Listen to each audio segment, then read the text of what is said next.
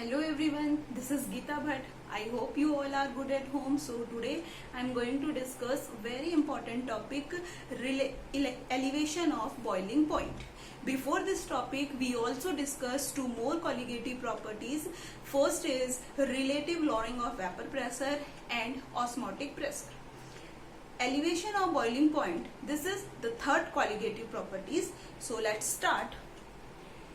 Elevation of boiling point. First of all, we need to understand that what is boiling point. सबसे पहले हमें ये जानना जरूरी है कि boiling point क्या होता है. After that, elevation of boiling point हम easily समझ सकते हैं. ठीक है. So, the boiling point of a liquid is the temperature at which the vapor pressure of liquid become equal to the atmospheric pressure. So, what is boiling point? Boiling point वो होता है कोई भी एक ऐसा टेम्परेचर जिस temperature पे जो आपका वेपर प्रेशर होता है. ये जो वेपर प्रेशर होता है लिक्विड का, जब किसी भी लिक्विड का वेपर प्रेशर एक टेम्परेचर पर इक्वल हो जाए किसके, एटमॉस्फेरिक प्रेशर के. ठीक है, कोई भी एक ऐसा टेम्परेचर जब वेपर प्रेशर लिक्विड का इक्वल हो जाए एटमॉस्फेरिक प्रेशर पर, तो उसे हम क्या कहते हैं, boiling point of a liquid. For example, vapor pressure of water is 100 degree Celsius. Water का जो वेपर प्रेशर होता है वो 100 डिग्री सेल्सियस होता है. अगर इसे हम केल्विन में कन्वर्ट करें तो क्या हो जाएगा, 373 Kelvin. How to convert, C, Kelvin equal to degree Celsius plus 273. This is the formula for calculating temperature in Kelvin. So K equal to, here degree Celsius, and we know the value of degree Celsius, 100 degree Celsius plus 273. Now add, so 373 Kelvin. Okay. For this formula we also calculate temperature in Kelvin and temperature in degree Celsius. Okay. So here kelvin में अगर हम देखें तो temperature क्या होगा हमारा 373 kelvin, और degree Celsius में क्या है, 100 डिग्री सेल्सियस. इसे आप नोट डाउन कर सकते हैं. सो इज इक्वल टू 1.013 बार. यानी कि ये वो टेम्परेचर है, 373 केल्विन एक ऐसा टेम्परेचर है जिस टेम्परेचर पे जो वाटर का वेपर प्रेशर होता है वो जस्ट किसके इक्वल हो रहा है, आपके एटमॉस्फेरिक प्रेशर के, यानी कि 1 एटमॉस्फेरिक प्रेशर के इक्वल हो जाता है. इसे ही, इस टेम्परेचर को हम क्या कहेंगे, boiling point of a liquid. Liquid का हम इसे क्या कह सकते हैं, बॉइलिंग पॉइंट. इट मीन्स जो वाटर होता है आपका 100 डिग्री सेल्सियस, अगर केल्विन में देखिए तो 373 केल्विन पर वाटर जो होता है वो बॉइल होना स्टार्ट होता है, बॉइल होता है. ठीक है. सो this is boiling point. Now we plot a graph between vapor pressure and temperature. अगर हम वेपर प्रेशर और टेम्परेचर के बीच में ग्राफ प्लॉट करते हैं, सी here vapor pressure and here temperature. Okay. So जो solvent होता है, the vapor pressure of solvent is more than vapour pressure of solution. It means जो वेपर प्रेशर सॉल्वेंट का होता है वो मोर होता है as compare to vapour pressure of solvent. So here if this curve a and b, this curve indicate the vapour pressure of solvent. Okay, ये क्या indicate कर रहा है, vapour pressure of solvent. If यहां पर अगर हम देखें, this is the atmospheric pressure ATM. ठीक है, एटमॉस्फेरिक प्रेशर है ये आपका. ठीक है, एटमॉस्फेरिक प्रेशर यानी कि इस पॉइंट पर, ये वो पॉइंट है जब vapour pressure of solvent is equal to the atmospheric pressure, और इस पॉइंट पर जो टेम्परेचर होगा आपका, दिस इज TB0, यानी vapour pressure of solvent, and ये क्या हो जाएगा आपका temperature for vapour pressure of solvent. Same if we put some non ideal solution, अगर हम यहाँ पर कुछ नॉन आइडियल सॉल्यूशन लेते हैं, ये किसे इंडिकेट कर रहा है? सॉल्यूशन को, यानी कि C और D। तो इस पॉइंट पर क्या होगा, जो वेपर प्रेशर ऑफ सॉल्यूशन होता है वो लेस होता है as compare to vapour pressure of solvent. So this is the atmospheric pressure.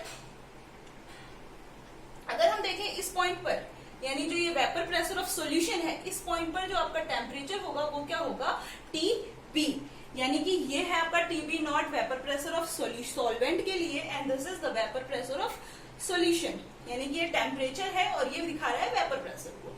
तो इस कंडीशन पे क्या होता है, हमें पता चला कि जो वेपर प्रेशर ऑफ सॉल्वेंट होता है वो more as compare to vapour pressure of solution. अब सॉल्यूशन लाइक आपका नॉन आइडियल सॉल्यूशन हो सकता है, कोई भी नॉन आइडियल सॉल्यूशंस क्या होते हैं? जो राउल्ट्स लॉ को फॉलो नहीं करते हैं। ये हम पहले डिस्कस कर चुके हैं टाइप्स ऑफ सॉल्यूशन में, ठीक है।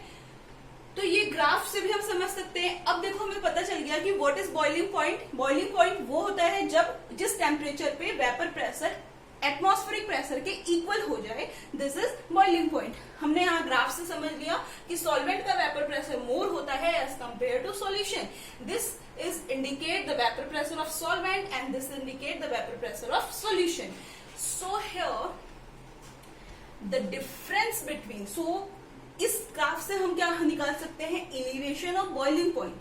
सी the difference between TB naught and TB means the difference between vapor pressure of solvent and vapor pressure of solution is called elevation of boiling point, and elevation of boiling point is represented by delta TB।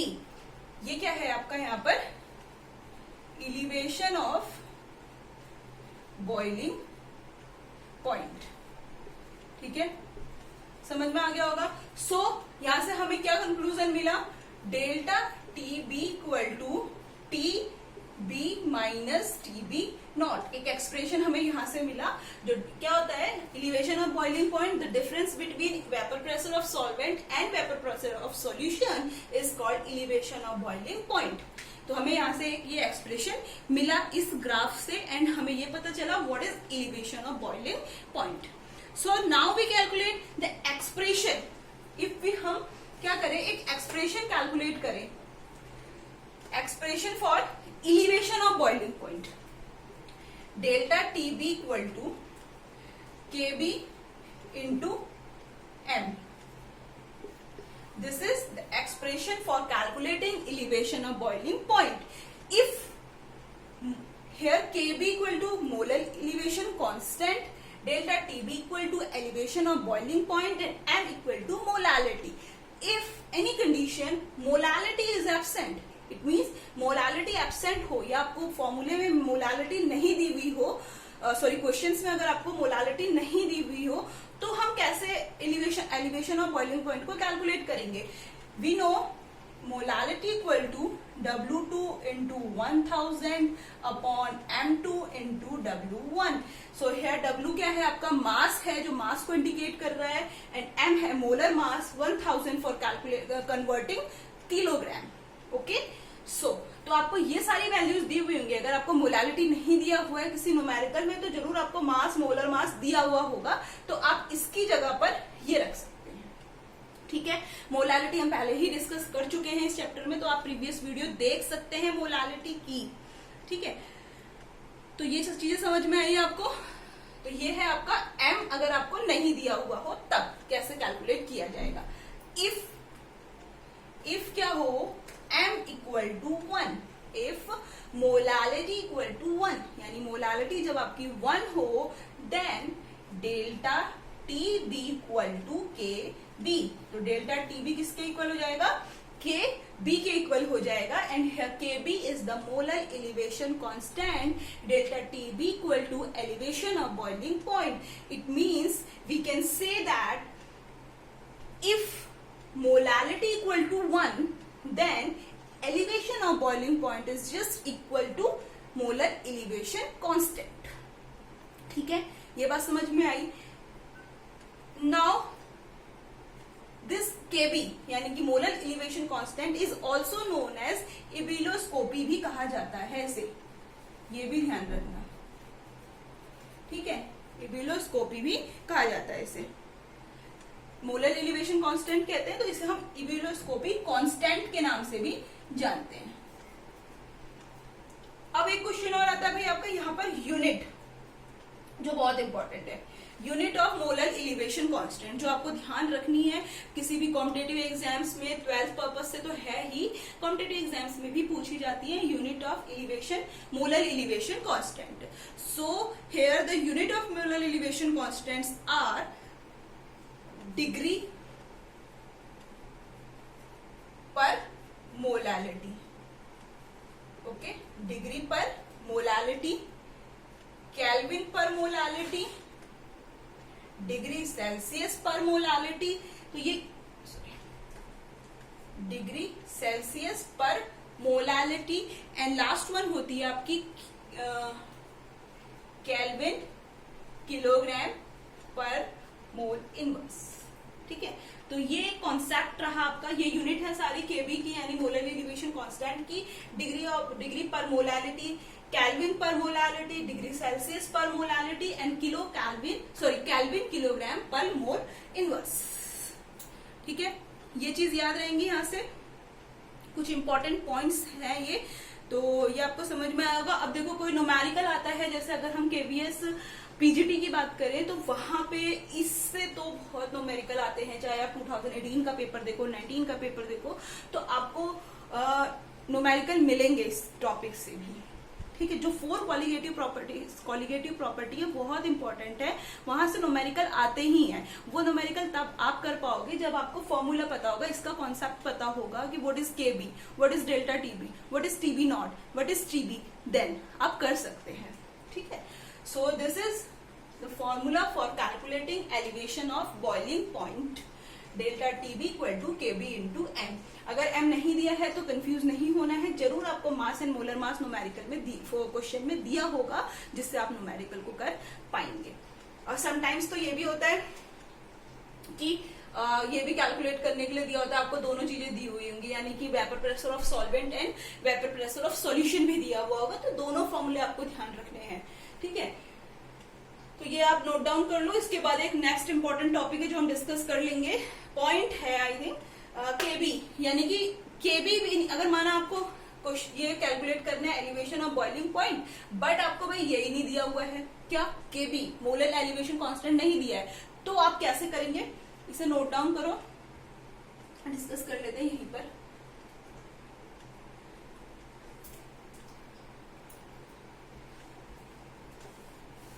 देखो अगर क्या हो ना, आपको molar elevation constant ही नहीं दिया हुआ है, ठीक है, केबी नहीं दिया हुआ है, तो फिर कैसे कैलकुलेट किया जाएगा, तो उसके लिए भी एक फॉर्मूला होता है, तो वो फॉर्मूला आपको ध्यान रखना है।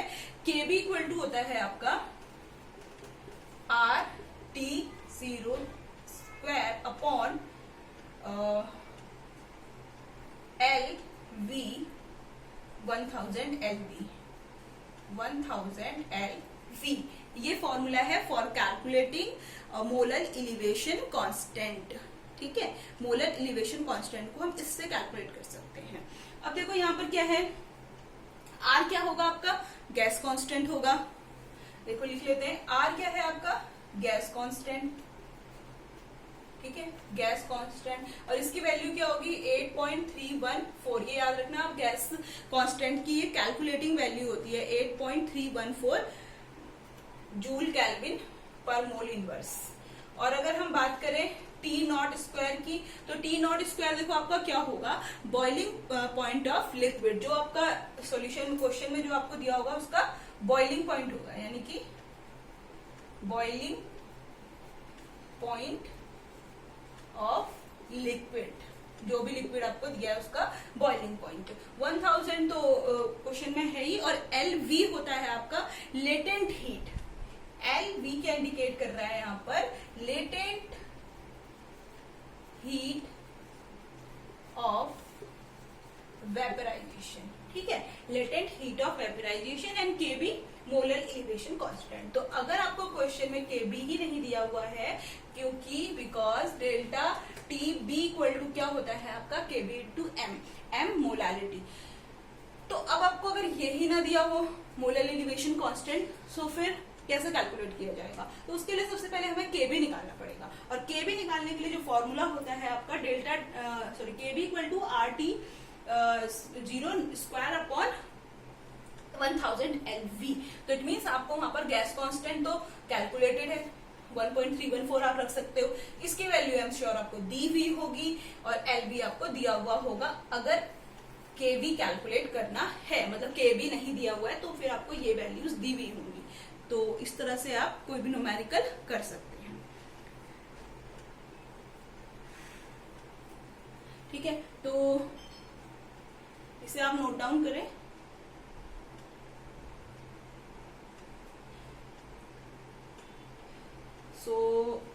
आज के लिए इतना ही, and in next video we will discuss fourth colligative property, depression of boiling point.